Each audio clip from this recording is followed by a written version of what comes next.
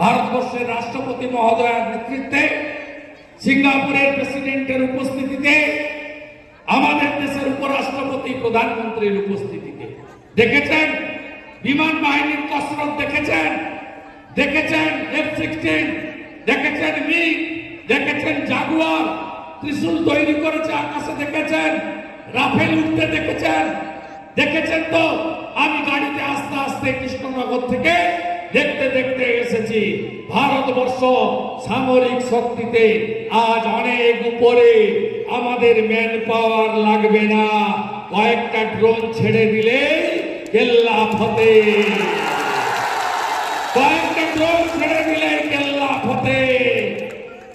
আপনাদের আমরা হুঁশিয়ার করে দিয়ে যেতে চাই, জঙ্গি মুক্ত, মৌলবাদী মুক্ত পশ্চিমবঙ্গ আমরা গড়বই।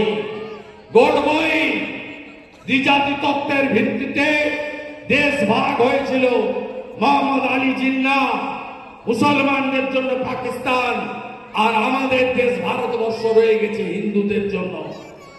এই পশ্চিমবঙ্গকে এই রাজ্যের মুখ্যমন্ত্রী তার শাসক দলের সাহায্যে আমরা আনসারুল বাংলার হাতে, শিবির হাতে, পিএফআইর হাতে, জামাতের হাতে তুলে দেব না।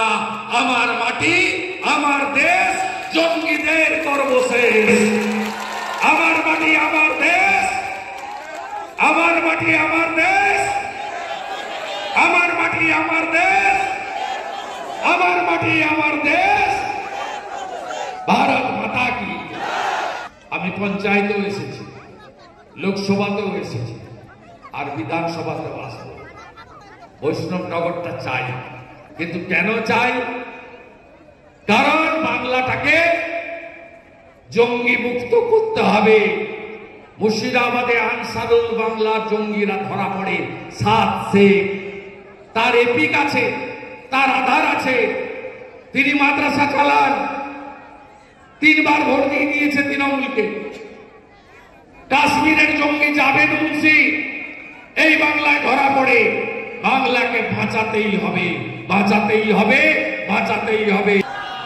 মাননীয় মুখ্যমন্ত্রী বর্ডারে আসতে না বলেছিলেন, আমরা সবাই এসেছি, আপনি আমাদের অনুপ্রাণিত করেছেন।